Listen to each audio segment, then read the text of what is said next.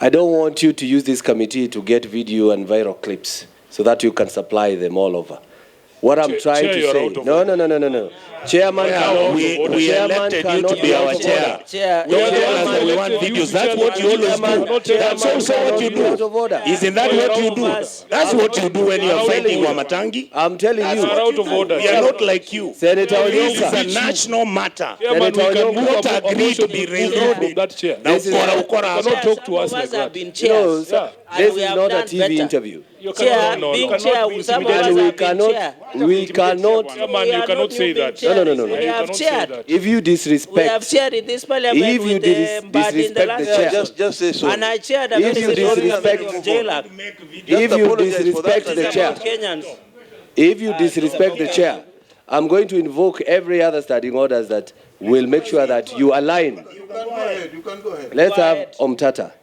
Kindly, don't use this committee to come. No, Chair, you can't say No. I have. You cannot no. say that. Because there's a deal coming. Cannot say What I'm These are trying the to say. deals which have made our country become ungovernable. Let's have Can I Senator just say Omtata. one thing? Senator Omtata.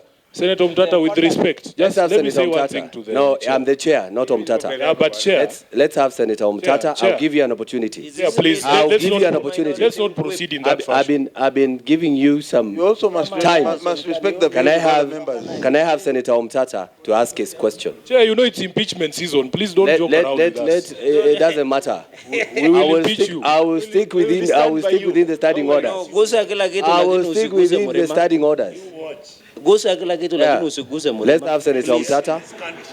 Senator Omtata. Yes, Honorable Chair, thank you for the opportunity. And I would want to begin by saying that Honorable Waziri, also thank you for giving us a well-paginated and arranged documents. I must appreciate that. It has been easy to follow your documents. I only wanted to refer you to Exhibit BB and CC. Those are drafts of the ALG reports. And if you look at Exhibit BB, it really has got no value. It just has an index, just a list of indexes. But when your brother, Honorable Chirchir, was here, he brought us final reports of that study. So I don't understand why you brought us drafts when your brother brought us final copies of the reports, on which I had wanted to ask you questions, but you brought drafts that are not really applicable. So I would be asking, I've got two documents I would like to table here, which I would ask I think copies are with the clerk. There's a dispatch from the cabinet, that's issue number 8 of 2024. And there's an affidavit that was filed by Adani in High Court Judicial Review case number E199 of 2024. The reason why we called my brother John Mbadi to come here is because the Minister of Transport had already lied under oath. He said there were no letters. So we have the letters. We are tabling them, Chair. Please, Chair. Serve Kenyans well. They'll respect you for many years. Saying this one will remain there. Because after cabinet meetings, I usually see something called a dispatch from cabinet on the things that you have discussed. Honorable Mbadi, we live in a country of transparency. If it is a matter affecting all of us, you cannot say as CS that it will remain there. That airport does not belong to cabinet. It belongs to all the 55 million of us. And as the house that oversights executive, I think you should withdraw that statement, Honorable CS. Yes. Yeah, where we are, there is no deal. What deal are we talking about? As far as I'm concerned, there is no deal. This is a process. And so there is nothing you are going to lose. You will just return the money. Chair, which money? Let me just put it. With the public uproar, why don't you recommend to be cancelled? Leave it. Leave it. Walk away from it. Let me just put this. If it works or quacks like a duck, it's a duck. Chair, This smell is skunk. Why are you rooting for Qatar? Airways. No, I'm not saying I'm Qatar. No, Yes. Chair, can you withdraw? Yeah, good I have question. known that he's Get out of one order, even Chair. from Uganda. also Get get one from opportunity. You Uganda. can get one from Ethiopia. Can you Yes. withdraw? also get One. Chair, Let me can put you it this withdraw way. to Chair. impute that they are... This is the corruption we don't from want. Qatar? Yeah, can I just? We don't know even where Can I Qatar just is. respond to this issue? Let's have Why the is it? CS. Let's Of have the employees. CS. And the Yes. PS withdraw Because I that think part this is of very Qatar. important. Chair, Let the since CS talk about the Kenyans- employees. Can you withdraw first? What? For saying we are lobbying for Qatar, you didn't listen to No. I almost asked the same question. Yes. The reason why we called my brother John Mbadi to come here is because the Minister of Transport had already lied under oath. He said there were no letters. So we have the letters. We are tabling them, Chair. Please, Chair. Serve Kenyans well. They'll respect you for many years. The reason why those letters are there is because we must interrogate how did Adani come to Kenya and how did they start what they're doing. And I agree with you. And I've not asked you about Adani with Ketrako, Adani with Chief. I've not gone there. And I agree with you. How did one company take 7 state corporations and is running roughshod over everybody, and every government officer who's coming here is defending them and not giving us answers at how it happened? Chair, Chair, to help that is why this committee is here today. To help Senator Onyonka, I think what has been demonstrated by those letters is that not every PIP proposal or communication on redevelopment of JKIA left Kenya Airports Authority. Yeah, true. So the ministry can confirm, at least the PPP secretariat is here and the Ministry of Treasury is here, let them confirm that the only communication that has come from the procuring entity called KAA is with regards to Adani. So that we draw our own conclusions during report writing that there is somebody at KAA who determines what to forward for evaluation by PPP and which ones do not go to You've evaluation. got my point. That's all they need to confirm. Yes. Let them confirm. Chair. Chair, maybe my presentation was too long, but let me again repeat. The only PIP proposal received procedurally at the directorate was the one of Adani of 1st March. In fact, I even mentioned there was an earlier one of 2023. It was not procedurally brought to our attention. We have only come to know about other expressions of interest through a letter. There's no any other proposal. And if there is, and by the way, the law is clear, you go to the contracting authority with PIP. But I want to ask Chris, there is no information, as far as I'm concerned, Chairman, that we are holding. And that is why we have documented all the other expressions of interest from 2023 to date. And we are not gatekeeping for anyone. I have no reason to gatekeep.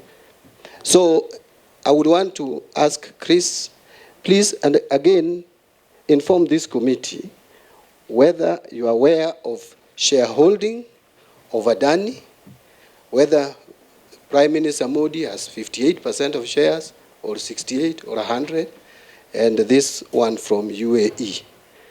With your permission, Chair, could I ask Bwana Director DJ. General? Thank you, Chair, and thank you, members. Let me start with the question about the earlier question. Yes, the PPP Directorate had one representative who went to India for the due diligence exercise, which is not yet concluded. Chair, could I stop him right there? Allow him to finish. Because of point of Be information. patient, Senator. Oh, thank you. Allow him to finish. Thank you. Yeah. Yeah? That's on this Adani proposition. Secondly, matters of corruption and matters of the history of Adani. Adani did make a formal submission, which was notarized by their attorneys. They gave a confirmation about corrupt practices, and also, as a treasury, we did look at the World Bank debarred list, and we confirmed at the evaluation stage they were not on that list. Honorable Chair, we also confirmed this morning that they were still not on that list. That's Adani Airport Holdings. So we do confirm that. Chair, there's also a matter that has come in about the documents received by on the airport concession. Chair, I'd like to confirm a few things. We did see, I've seen the document that the honorable member has indicated, the one from they're called GT I think GTR. GMR. GMR, yeah. Yeah, so I confirm this. We were not in copy of that document. That document was never sent to us as the Treasury. We've also seen the only document that came to us is a PIP proposal that was sent to us on 1st of March 2024 and the one of April 2023. The one of April 2023, we were only in copy. I submit.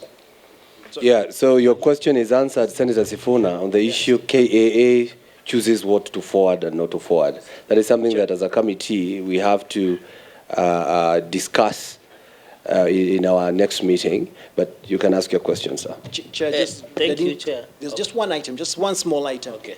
The matter on the letter that we saw from the GMR proposal, we actually saw it on social media. We did not see it based on a formal submission. I submit. Chair, Right. for just a second, I would want him to produce to this committee the delivery books and all the delivery books which they received during that period so that we can run through and make sure that that letter was actually delivered. And the next action, which didn't take place, Chair, is that once they got those letters and they had picked on Adani, they decided to ignore everybody else who had an interest and picked one horse, and that's what they're running with. Thank you, Chair. And I would like him to explain what they actually did in India. You remember I asked the question? There's something I know, Chair, a little bit. I'll say it later. Chair, there was also no response on the question of the shareholding of the company.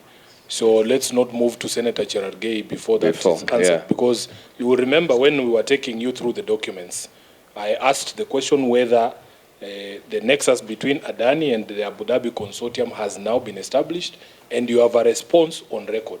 I'm just reminding you as you deal with the question of shareholding. Chair, can I just repeat again? Because it should be very clear. What is the role of National Treasury in all this? Is directorate, the PPP directorate. Have we received any other PIP proposal on JKIA apart from Adani? The answer is no. I want to repeat on record, no. If there is any document you have there or anybody has, that document is not with us. It was not procedurally submitted to the directorate. I want to be very clear. As to whether anybody from Treasury went to India, yes. There is one officer who, alongside representation from KAA and the Ministry of Transport, went to India for due diligence. And that is the assignment they were given. And that process is still ongoing. The issue of shareholding? Chris Krieger can respond. Actually, I asked you specifically to talk about any information you have about the shareholding of Adani. Thank you, Chair. The document we had on the shareholding of Adani, it was 100 shares were owned by Adani Enterprise Limited. There were Mr. Pravan Adani, who held one share. Karan Adani, who held one share. Pritesh Shah, one share. Kruthath Thaka, one share. Damesh Desai, one share. And Ashish Shah, one share, which holds a total of 350,250,000. This is what was submitted to us, Chair, during the evaluation stage. This was a notarized document provided by Kenya Airports Authority, by Adani. I mean, through Kenya Airports Authority. I submit. All right. Chair, there is an independent way of ascertaining ownership of a company, surely. You cannot rely on the entity itself to propose, to tell you these things. This is what we were protesting, Honorable Chair, about this self-declaration. There exists mechanism of independent ascertainment. Has that been done? And then the DG is aware that they had proposed that in the first 2 years after the effective date, that they should be allowed to change shareholding. It is there in the proposal. Honestly, what are we doing? And Chair, I will not tire from repeating. That's why I'm saying we have two levels of due diligence. The detailed due diligence, where you will get all those facts. And it is good it is now being conducted now and not then. Because then you would be very clear on the shareholding of this entity. Why can't we just allow the process to conclude? The process is ongoing. Section 27, Honorable Sifuna, being a lawyer, I know you are very strict to legal provisions. I have mentioned two sections, Section 41 and 27. 41 is due diligence at that high level. There is Section 27. The process is ongoing. Honorable Mbadi, you and I agreed a long time that when it comes to matters of finance, I will not question your judgment. I wish you remember that you also gave me an undertaking that when it comes to law, you will defer to my knowledge on the law. Honorable Mbadi, I know these days you don't attend social functions, but surely if your son tells you they want to marry somebody, the first thing you do is to find out which family that person comes from. Who's the mother of this child? Who's the father of this child? You cannot tell us that you will be auditing that ownership after the marriage has already been consummated and you find your son has married from a witch doctor's family. Surely. Chair, and I agree. And by the way, that was an agreement some time back when we used to lead a very serious party together. But let me just put it this way, that I respect Sifuna in matters law. He respects me on matters finance. The predicament we find ourselves in is we are dealing with a mongrel of both law and finance. And in that case, we just need to respect each other and guide each other systematically. Let me put it this way. The due diligence at that level, Honorable Sifuna, is what led us to see the share ownership that has just been read. Now, if you want now to go to the details and audit and find out what is the actual ownership verified, then you move to the next level, where we are. Section 27. Okay. Before I give a friend of the committee, I have a member of the committee who want to ask a question. So things are changing very fast. Yeah, so Vice Chair. Okay. Thank you, Chair. Chair, you know, I served with Honorable Mbadi in the National Assembly for 10 years. And I know him as a man who will not allow the law to be circumvented by any way or any other process that is of public interest. Chair, I would ask the CS this.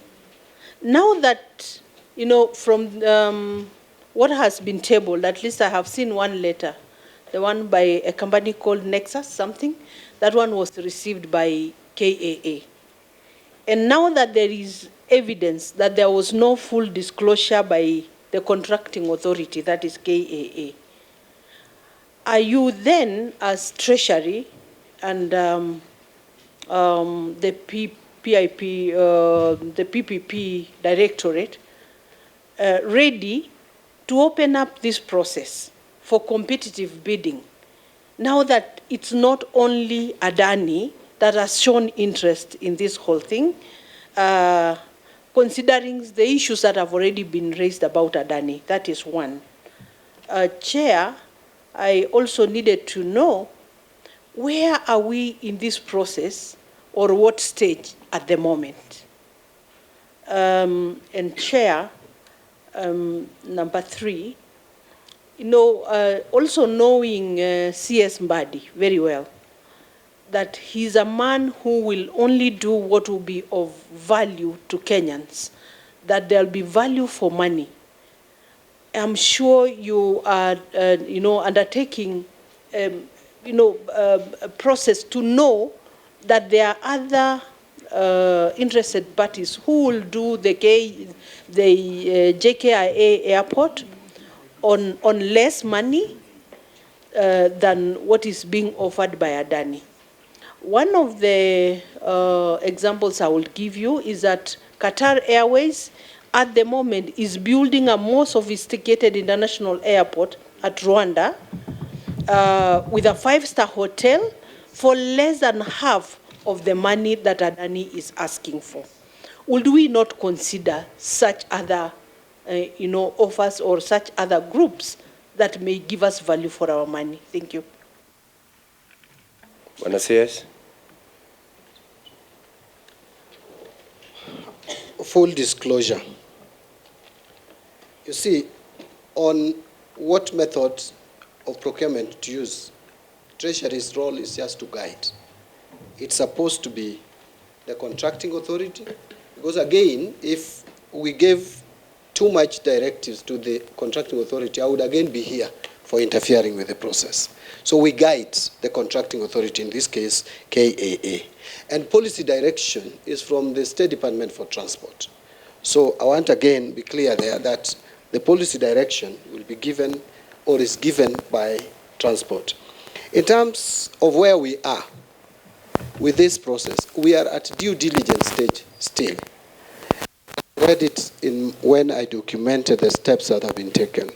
So we are at the due diligence where all the issues that are of concern to the people, including public participation, if it were not for the court process, would still be ongoing as we speak. So there you can easily pick out issues of concern. Now, as to whether there is another provider, you see, this process has not concluded. I want to come back to that again. In fact, it will only conclude when the matter goes to the cabinet, where I sit, and the Attorney General also must give authority. So this process is still going on. And when it reaches the point where we now have to make a decision presented with facts on value for money, I am sure we'll engage our minds properly to it. But I also know, because I've also heard, and I had to inquire, that there could be another interest even after Adani. I have heard, I have no evidence, no documents, that there could be another interest. But then the assurance I'm given is that there is nothing that stops KAA even from initiating another process or PIP. Even if it is a Qatari Airways, they can still initiate it now. And the only provision in law is that if that is concluded and it is better than the Adani one, then they would compensate Adani. That is what is provided in law, to the extent that that compensation is needed to be done. So I think, if you ask me, that this process is still at some stage where I think many of us are rushing to a conclusion that is concluded. Whether it is concluded in some people's minds, I don't know, because I can't open people's minds and hearts.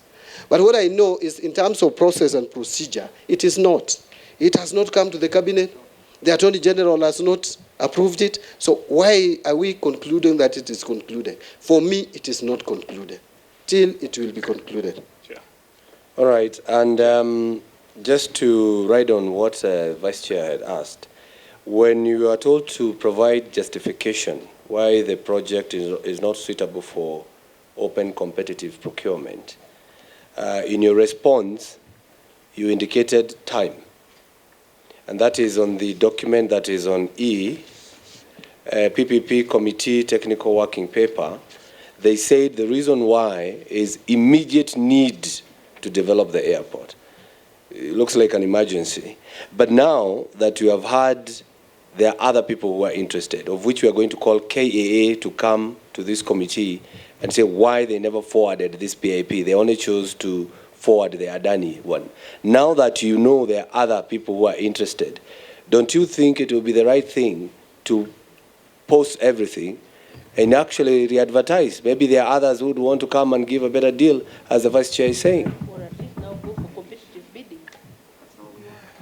You see, Chair, that comment is actually from KAA, the contracting authority. It's not from Treasury.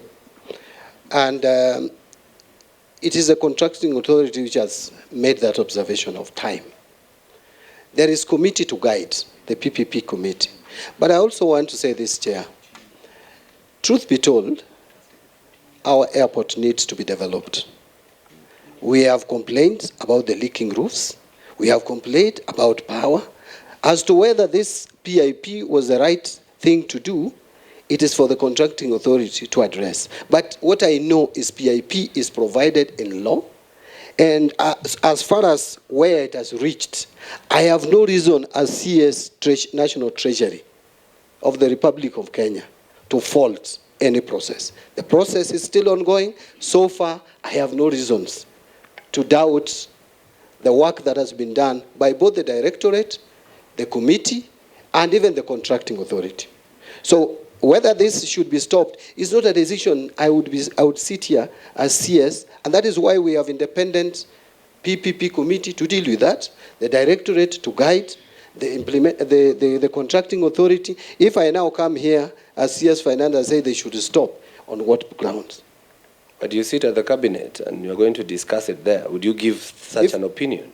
Of course, if it comes to the cabinet, I will deal with it there. And you see, whatever we'll discuss in the cabinet will remain in the cabinet. Senator Chute. Yeah, maybe before you give Senator Chute. I don't know what this what committee the made a CS recommendation. means. I don't know what he Chair. means because I have seen dispatches from cabinet when you have meetings. Why are you saying this one will remain there? Because after cabinet meetings, I usually see something called a dispatch from cabinet on the things that you have discussed. Honorable Mbadi, we live in a country of transparency. If it is a matter affecting all of us, you cannot say as CS that it will remain there. That airport does not belong to cabinet. It belongs to all the 55 million of us. And as the house that oversights executive, I think you should withdraw that statement, Honorable CS. The recommendations. Chairman, you know, Honorable Sifuna and I, up to recently, I've not had the luxury of being in the cabinet. And I've just been in the cabinet for a few weeks, but this is the information. So you need some induction. This is the information I would supply. That communication from the cabinet will come officially. Whatever is discussed in the cabinet is not for public consumption, but what the outcome, the decision is of the cabinet will be communicated. Whoever disagrees and agrees, we will never know. And I'm not at liberty to give my opinion here, because then it will be said that Mbadi was overruled. So let me go to the cabinet and engage my mind at the cabinet. Then when the communication comes, you should know it is a collective responsibility, which now I cannot run away from, even if I had a different opinion. Okay, Bwana CS. Vice Chair, quick one, 1 minute. Yeah, just 1 minute. Chair, I just needed to put the record straight, that the CS should also know that we in this committee or in the Senate are not opposed to the improvements and maintenance and even enlargement of development at the airport. We are not opposed to that. Neither are we opposed to the BOT, the build, operate and transfer method. We only want Kenyans to get value for money. We want the best to be given in order to do the job at the airport. Yeah, that's setting the record straight. Chair, I wanted to ask a supplementary question on what the CS has commented. CS, if you ask today straight to your face, there are these 4 methods of procurement, and you have been approached for advisory because the PIP proposal was brought to Treasury. And then also there are 3 other methods which are acceptable in law that can be followed.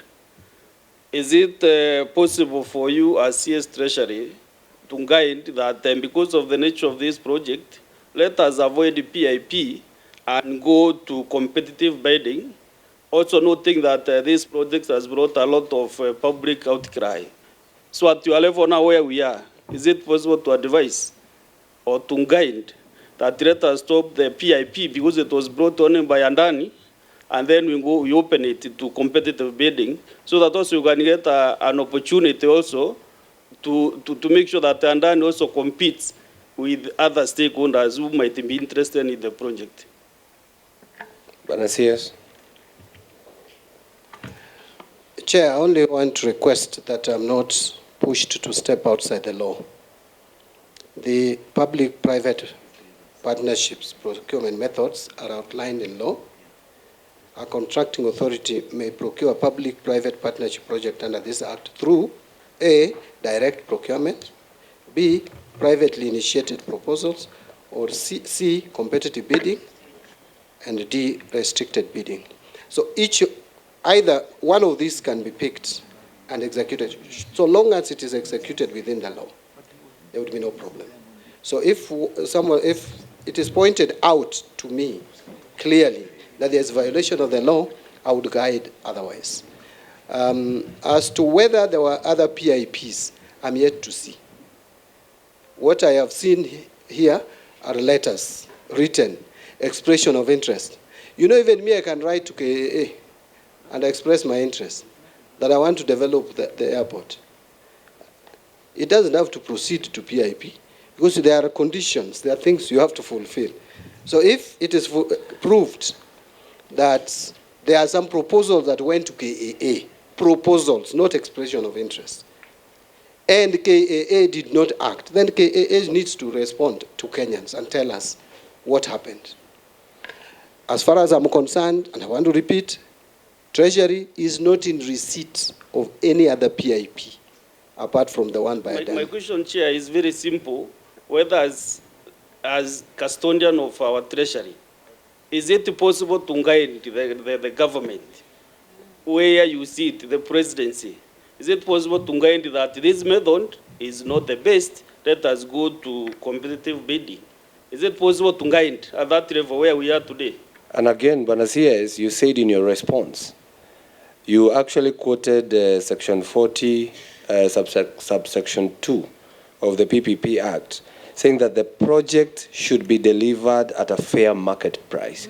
How would you know a fair market price if it is not competitive? That is provided under PIP. You know, we are mixing two procurement methods, Chair. You cannot have PIP and have competitive bidding. It's not practical. No. So under PIP, to determine that, you do due diligence, technical evaluation, and that is the process. The line we are talking about, Banasias, is the justification why the project is not suitable for competitive procurement. That is where we are. You know, the assumption here is that competitive bidding is superior to PIP. And I'm not seeing that in law. Can someone point out to me in this act where but it's the law. It's the law that says, the one you're holding, this law, that you have to give justification why it is not suitable for open competitive procurement, not direct. So the one that is superior actually from that line is open competitive procurement, because you only need to give justification why you are not using that. So it must be the one that is superior. And that is required for KAA to state, and they have stated. You can agree with it, you can disagree. We want you to guide them. That is a question. You see, whether you'd want to guide them. Chair, let's allow the technical evaluation to proceed. Once it is done, make a comment? Once it is done, this process will even come to the cabinet. It will go to the Attorney General. All these legal provisions. In fact, the Attorney General has more capacity to even advise Cabinet Secretary. I would like to inform the Cabinet Secretary that competitive procurement under the law is superior to a PIP. That is why under section 40, clause 3, paragraph J, you are required to give a justification why you can't use competitive bidding, because that is the default procurement standard. You are supposed to justify why you can't use competitive bidding. So I would like to inform you that competitive bidding is superior and the default position in procurement. So when you want to deviate from that, you must justify. Of all the procurement methods you have given, the law does not require you to say why you can't use direct procurement, why you can't use whatever request for proposal. It requires you to state why you can't use competitive bidding. Because even in Article 227 of the Constitution, Clause 1, you have to procure in a competitive manner. So competitive procurement is the most ideal. It is the superior. These others are deviations, and they are ring-fenced. You must justify why you are deviating from the standard or the default position. That's why the law requires that justification. So it's a superior method of procurement. That's the information I need to share, Chair. Actually, before you convince the Attorney General to sign the concession, you have to prove that you have complied with the law. And so that will be complied with. We are at a stage where we are still processing this transaction. It has not reached the level where now you can hold a contracting authority or anybody for failure to perform what is supposed to be performed still. Okay, let's have, you see Senator Fernandi has been raising his hand. Let me just give him 3 minutes. Yes. He has, for the last, I think, 20, 30 minutes. Thank you, Chair. Chair, thank you. Waziri, relax. I'll ask Dangattan-like questions. That is very simple. I'll not complicate your life. So relax and sit. Thank you. Chair, through the Chair, Waziri. Are you using a microphone? Yes. Okay. Thank you. Am I audible enough? Thank you, Chair. Waziri and DG, are you aware that Adani company, and I'll request that you write down so that you'll respond once and for all. Are you aware that Adani group of companies have any affiliates in the country? Number one. Number two, there is a report by a consultancy company of America called Heidenberg Consultancy Company Limited. In the last 2 years, they uncovered tax manipulation and other illegal things that made Adani group of companies lose $100 billion US.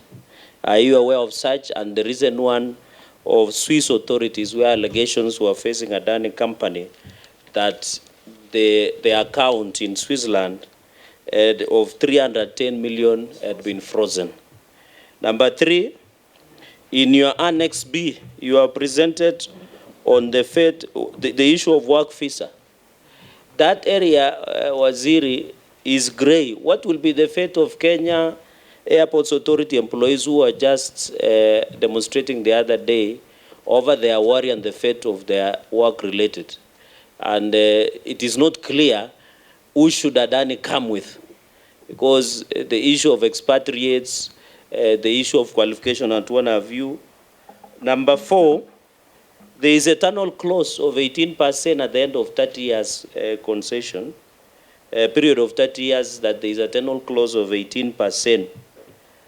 Does it mean after 30 years, Adani will continue owning JKIA, our airport, with a stake of 18% forever until Jesus comes back? Number five, I have letters here, and I don't know whether DG, you are aware, there are many letters from then PS Irungu Nyakera on developing Konsa Airport. Are there any PIPs on that matter? The sixth, Chair, I have seen most of the correspondents have the former Minister of Roads, Kipchumba Murkomen, there is the former MDK Alex Kitari, and former CS of National Treasury, CS Ndungu. Is it possible to invite them to the committee to share more light, because it looks Waziri Mbadi is shooting in the dark? Is it possible to have them, including what was happening in Dubai, under the guise of other things? So is it possible so that we can get the correct version? Let us have, and I want to advise CS Mbadi, we know you just came the other day. Don't carry anybody's cross. If this thing is gray, call it as it is. Leave it. Run away from where you come from, and your SG is here. It is good to stand with the truth and the transparency. So if the other people messed in office, don't carry any other.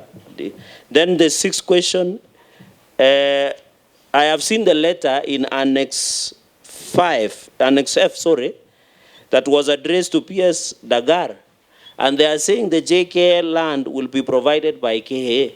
I thought all land below is managed on behalf of National and County through National Land Commission.